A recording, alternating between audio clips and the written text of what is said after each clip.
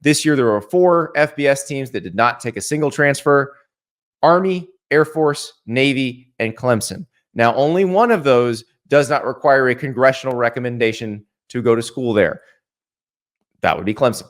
So here is Dabo explaining the lack of transfer portal use. There's 3 types of players in the portal. I mean, it's really pretty simple. Most of the guys in the portal aren't good enough to play for us. Yeah. That's just the reality of it. I mean, we have guys that are backups at Clemson that go in the portal because they just want to have an opportunity. And most of them are graduates, by the way. But we have guys that are backups, or they want a chance to go play, and I got no problem with that. And so rarely do we have a starter leave Clemson. You've got the majority of the guys. They're guys that are in the portal because they want to have a chance to go start somewhere. Mm-hmm. They're not playing where they are. They're not good enough to come in and play for us.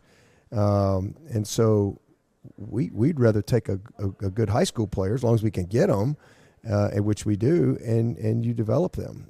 That's the first type. The second type of guy that goes in the portal is he's only going in the portal as a formality because the deal's already been done. Mm-hmm. He knows where he's going before he ever goes in the portal.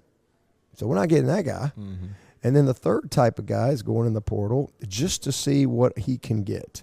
And we're never going to win that war. So, we've been really fortunate because, first of all, we're established, been there 16 years. Mm-hmm. And we don't have a lot of attrition. I mean, we had 127 guys go through spring ball, and 125 are still on the roster, after spring, post-portal closing. So that's a miracle in today's world. So when he says that's not a battle we're going to win, because that's who we're talking about. We're not talking about, like, Clemson isn't going to the transfer portal to build depth. They've got depth. They're going to the transfer portal, if they do it, to get a spot player to fill in where they have an immediate need.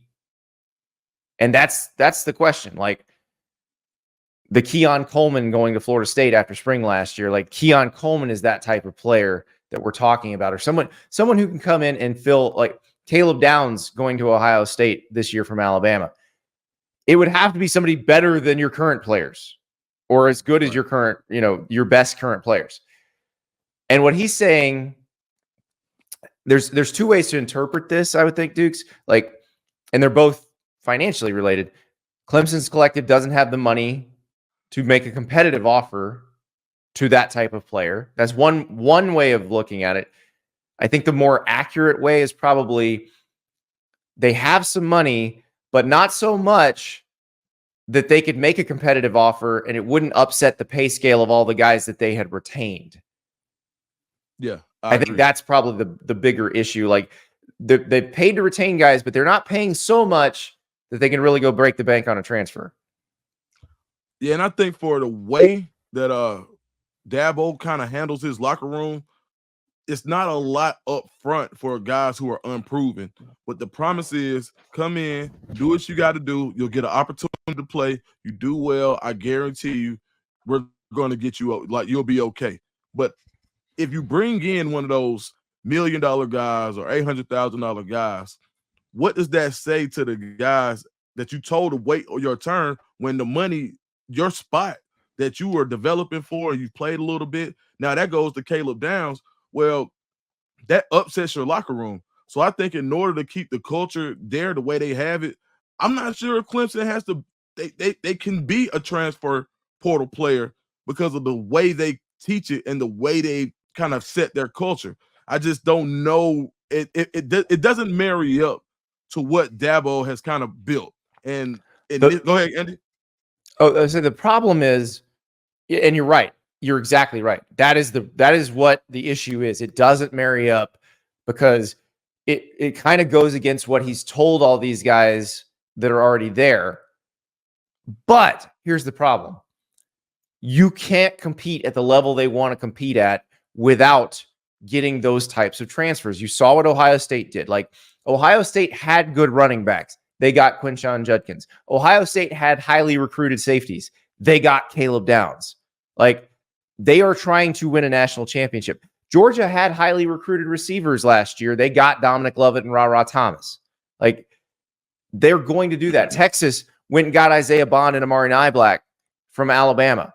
Like, they want to win national championships, and they're not particularly worried about people's feelings. Now, what we're talking about, though, we are talking about money. And like, the thing is, Texas can pay Isaiah Bond and Amari Niblack because Kelvin Banks is getting bank. Like, Kelvin Banks is being taken care of. That's their left tackle. He's probably the most important player to retain on this team. And they retained him.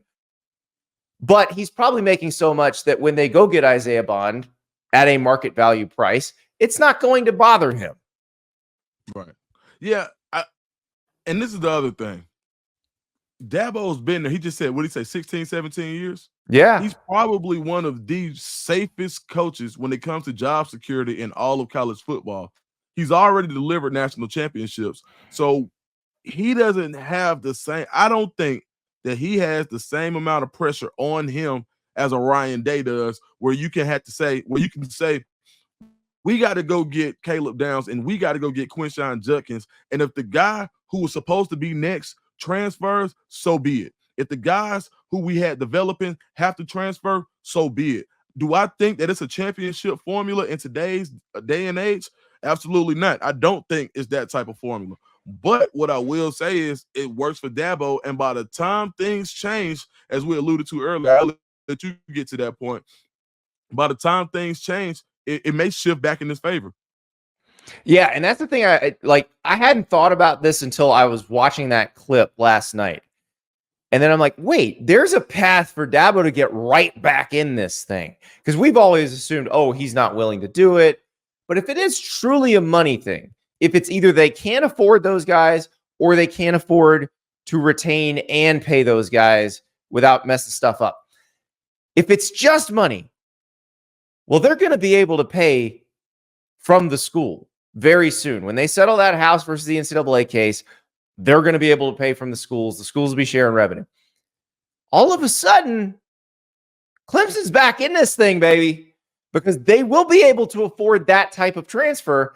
And if that's the case, watch out, because they already do have a lot of really good homegrown players. Like, they got a nasty homegrown D-line, and they're always going to have a nasty homegrown D-line. And I'll buy it. And now if you can add, like, where do they need help usually? Offensive line, receiver. If you can drop in that one offensive lineman or the one receiver that you need, all of a sudden everything gets easier for you. And they'll be one of the few teams that have a consistent culture. So, and I think this, and let's just get crazy here. In the time where, so this kind of reminds me of when one and done came back in college basketball, and you saw all of these teams where the recruiting got so hot and heavy, you knew you were only going to get them for a year. And Jalen Brunson and Villanova and that team that they built were able to win the NCAA championship without the one and done type guys that had stayed and been there, because they were the best overall team. We saw eventually in college basketball, guys who had stayed and been together were the teams that became most successful. Then you saw more parity in these kind of, I don't want to say thrown together teams, but the ones who had the best recruiting classes, and like the Dukes when they had Zion and they had Cam Reddish and all of these guys, RJ Barrett, they didn't play as well when it got to crunch time. So now that you open up the playoff, maybe Clemson could become a dark horse if they get there, because they have a team that's been together for multiple years, that are used to the culture, and who don't have guys coming in that kind of upset that locker room, because everybody kind of knows what everybody is getting. And I think I think that maybe that bowls in Dabo's favor. Who knows? Maybe, because here's the thing: they're still good enough to make the playoff right now. Like, they might be good enough to win the ACC this year. They're certainly going to be competitive in the ACC this year. And if they go 10-2, there's a good chance they're in the playoff. So we'll probably be able to test your theory, which I love. And you're right about the basketball thing. Like, I've covered that Villanova team when it won the national title. And now they were playing Michigan, and John Beilein was kind of doing some of the same stuff. But you're right. All of those one and done type teams had just sort of fallen by the wayside. The only really good one and done teams like Carmelo at Syracuse, and that was before the one and done rule, the age limit actually happened. And then you had the Anthony Davis, Michael Kidd-Gilchrist, your guy Marcus Teague, you're an honorary Teague cousin now. That Right. team at Kentucky. So it's true. Like having guys that come up together that know how to play well here. And I think that's also why in college football, you saw Stetson Bennett lead Georgia to 2 national titles as a quarterback. Like you still don't have to have like super elite first rounder to win a national title. Like you can't win a Super Bowl without the super elite quarterback. But in college football, if you've got enough talent around and a good culture, you can win. Yeah, that team had a quarterback on defense. I don't know if you remember N'Kobe Dean, where he grabbed. Yeah, he was elite in every way. N'Kobe grabs Channing Tindall by the face mask. It says, "Get over here," or I don't know if it's the face mask or the collar, but he grabbed him. Yep. And on defense, tells him to get here, and then the next play he goes out and gets a sack. I mean, I think college football has so much more of that than any other sport, just because the guy next to you impacts what you have to do.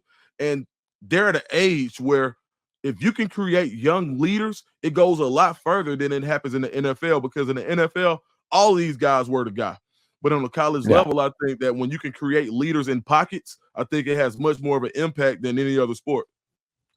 So Matt Long in the chat says, I don't think Dabo understands the definition of attraction or who to major this new age of college, or how this new age of roster management works. Clemson football has digressed. They have digressed. They don't have the freak receivers they used to have. They haven't had one of those guys since T. Higgins left. Like, think about the run of receivers they had. And it could be the highly recruited guys like Sammy Watkins, Nuke Hopkins. It can be the under-the-radar guys that they develop like Adam Humphries or Hunter Renfrow, T. Higgins, Amari Rodgers. Like these were all studs at receiver. They have not been able to hit on those. Now, maybe that's Jeff Scott leaving to become USF's head coach. And Jeff's around now because he's not at USF anymore, but and I believe he's living back up in Clemson. So, there's possibility that all happens again, but they've got to get that part straight. And whether that's out of the portal or out of high school and you develop them, you have to have dynamic receivers again. And for whatever reason, they can't seem to make them anymore. So that part has to be figured out. Everybody always needs help on the offensive line, except maybe one or two teams like LSU this year, Georgia this year, maybe they don't. But everybody usually could use one more good offensive lineman. So if Clemson could just find a way to add, I'm just saying like 2 or 3 a year. I'm not saying wholesale. 2 or 3 a year. Some people, like people that you can vet who would fit into your culture, who are just really good players. Clemson is back in national title contention. If they won't do that or can't do that, they will never get back. Man, absolutely. And then one of my biggest theories has always been the decline of Auburn and the rise of Clemson kind of coincided. And a lot of times those battles between Columbus or Central Phoenix City all the way back across East Georgia, when Clemson won those battles, then these guys who didn't go to Georgia, it was usually down to Auburn and Clemson. When Clemson won those battles, they were better. Case in point, Central Phoenix City had a pipeline to Clemson at one time, and they used to always go to Auburn. And Auburn fans were livid because how do you let these guys get out of state? Justin Ross a couple of years ago out of Central Phoenix City was one of those dynamic receivers. Before his injury, he was on a humongous pace to be destroyed Alabama in the national title game. Destroyed them. Yeah, absolutely. Well, this year, Justin Ross went to Auburn and Cam Coleman. Central Phoenix City, same guy. Clemson used to get those guys. Like, they still got Peter Woods. Like, they were getting guys out of Alabama. Hugh Freeze, and I'm not being a homer at all. I'm just keeping it a book. It's true. This is very true. Keeping these guys in Alabama and Georgia's dominance, and Georgia going back into Georgia. A lot of times, like in here in Atlanta, they always talk about Georgia doesn't recruit Atlanta. Well, now they are. they're going to get the kids from the metro area, and these are kids who used to go to Clemson. Like Deshaun Watson, they're like the biggest thing is Georgia didn't want Deshaun Watson, and and he wanted to go to Auburn, and Clemson ended up with him. Well, what did that do for Clemson? Georgia's not letting these top guys get out of state as much as they used to. And I think that has a big thing to do when it comes to where Clemson digress and why, to your point, the transfer portal is going to be important for them to fill in these spots. Yeah. And I think when the schools can pay it, I think Clemson's back because I think they'll have similar amounts. You just have to divert the money from somewhere else. Thank you so much for watching. Just a reminder, subscribe to this channel right here so you never miss an episode of Andy Staples on 3. And oh, by the way, watch all the other great videos on the On3 Sports YouTube channel.